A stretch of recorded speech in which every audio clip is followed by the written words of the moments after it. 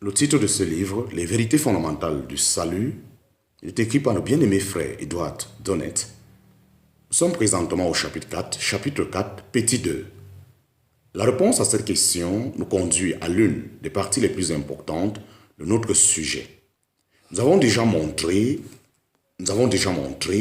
que tous les hommes sont pécheurs, mais ce n'est pas seulement le fait d'être pécheur, c'est encore d'avoir une nature mauvaise, corrompue et dépravée. Et cette nature, irrémédiablement corrompue, est l'arbre qui produit tous les mauvais fruits du péché. Les actes de péché manifestent le caractère de cette nature, et cette nature est entièrement impropre pour la présence de Dieu. C'est ici la portée des paroles de notre Seigneur dans ce chapitre. Ce qui est né de la chair est chair. Jean chapitre 3, verset 6. Tout ce que nous sommes comme hommes naturels, comme enfants d'Adam, est chair, et dans cette chair, il n'habite aucun bien. En parenthèse, Romains chapitre 7, verset 18. Comprenons-nous que tous les hommes, sans exception, sont ainsi totalement corrompus et désespérément mauvais? Oui, tel est le verdict de Dieu sur la nature humaine. Ce qui est né de la chair est chair. Mais est-il possible que les nobles exemples rapportés par l'histoire, ou bien toutes les aimables, généreuses et bienfaisantes actions que nous rencontrons dans notre vie journalière soient l'œuvre de ceux dont la nature est si complètement dépravée? Certainement, il doit y avoir une différence, des degrés dans notre condition naturelle, car comment est-il possible de classer ensemble de telles actions et des péchés grossiers et flagrants? Il n'est pas question du caractère extérieur des actions des hommes si elles provoquent les applaudissements ou les blâmes de la part de leurs semblables, car aussi longtemps qu'elles procèdent d'hommes qui ne sont pas nés de nouveau, elles ne valent rien aux yeux de Dieu. Il n'y a pas d'arbres mauvais qui produisent de bons fruits, car on ne récolte pas des figues sur des épines, ni le cueil du raisin sur un buisson, en parenthèse, Luc chapitre 6, versets 43 à 44.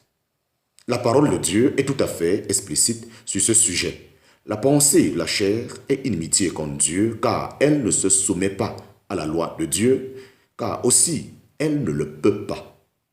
Et ceux qui sont dans la chair ne peuvent plaire à Dieu, en parenthèse, Romains chapitre 8, versets 7 à 8. Ainsi comme l'a dit Luther, ce n'est pas une question de faire, mais une question d'être. Non pas une question du caractère des actions, mais de leur nature. Et Dieu déclare que cette nature est chair, et la chair ne peut être rien que mal à ses yeux. Il est écrit, la chair et le sang ne peuvent pas hériter du royaume de Dieu. Et la corruption non plus n'hérite pas de l'incorruptibilité. En parenthèse, 1 Corinthiens chapitre 15, verset 50.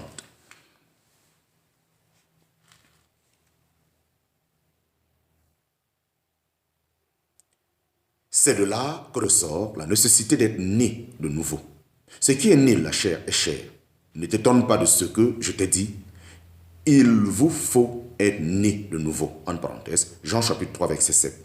Cette nécessité est universelle dans son application. Elle concerne l'enfant soumis et obéissant aussi bien que le fils prodigue, l'actif et zélé philanthrope aussi bien que le condamné dans sa prison. Car la chair est chair et ne peut entrer dans le royaume de Dieu. Il faut donc avoir une nouvelle nature et une nouvelle vie. Et si ces choses ne se trouvent pas, quelle que soit la réputation morale d'un homme, il sera pour toujours exclu du royaume de Dieu. Chapitre 4, petit 2. Chapitre 4, petit 2. Comment donc un homme pourra-t-il être né de nouveau? C'est là en substance la question de Nicodème. Comment un homme peut-il naître quand il est vieux? Peut-il entrer une seconde fois dans le sein de sa mère et naître? En parenthèse, Jean chapitre 3, verset 4. Or, Au lieu de répondre à la question de possibilité proposée par Nicodème, le Seigneur fait ressortir la manière dont un homme est né de nouveau. En vérité, je te le dis, si quelqu'un est né, si quelqu'un n'est né d'eau et de l'esprit, il ne peut entrer dans le royaume de Dieu. En parenthèse, Jean chapitre 3, verset 5.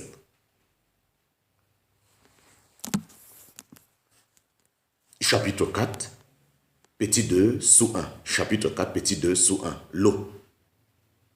Une grande difficulté a été soulevée par les efforts qui ont été tentés de toutes parts pour rendre le sens de ce symbole.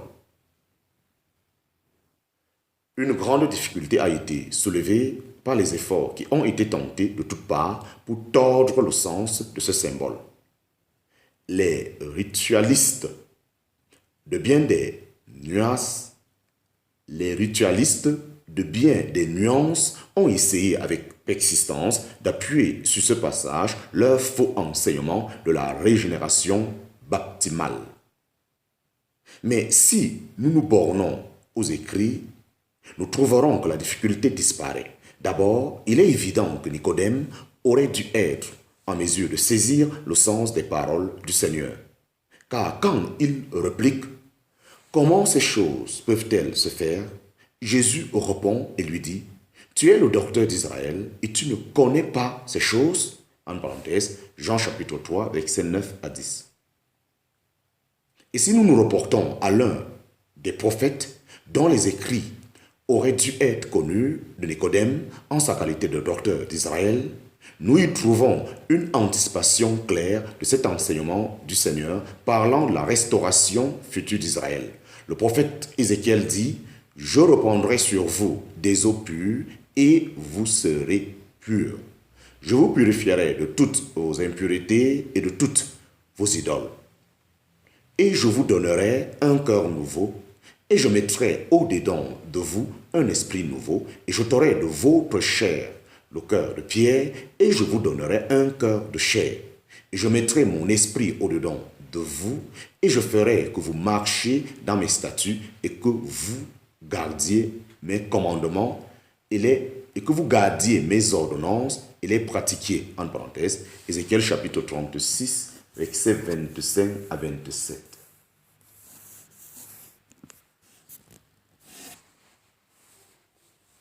Ici, nous avons ce même rapprochement de l'eau et de l'esprit et un changement radical sur leur application. Impliqué dans cette expression, un nouveau cœur.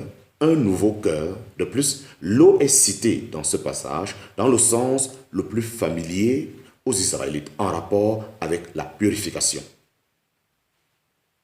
En regard de cette citation, nous demandons quelle est la signification de l'eau. Le psaume 119 nous offre cette question. Comment un jeune homme rendra-t-il pur sa voix? En parenthèse, verset 9 du psaume 119, c'est répond-il en y prenant garde selon la parole. Nous lisons aussi dans le Nouveau Testament par le lavage d'eau par la parole. En parenthèse, Ephésiens chapitre 5, verset 22 et encore, vous êtes déjà net à cause de la parole que je vous ai dite. En parenthèse, Jean chapitre 15, verset 3. Lisez aussi Jean chapitre 13, verset 5 à 11. L'eau est donc un symbole bien connu de la parole de Dieu. D'autre part, nous trouvons la parole constamment associée avec la nouvelle naissance dans d'autres passages.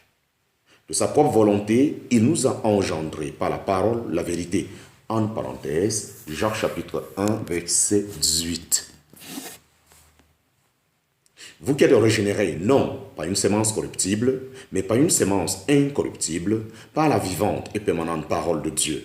Parce que toute chair est comme l'herbe, et toute sa gloire comme la fleur de l'herbe.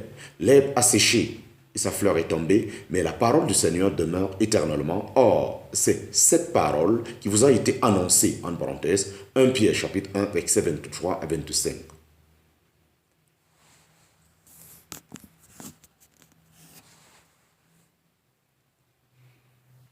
L'apôtre Paul, faisant allusion au même sujet, dit aux Corinthiens, « Moi je vous ai engendré dans le Christ Jésus par l'évangile. » En parenthèse, 1 Corinthiens chapitre 4, verset 15.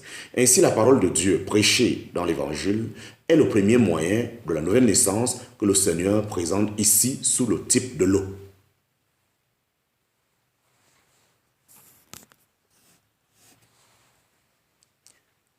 Chapitre 4, petit 2,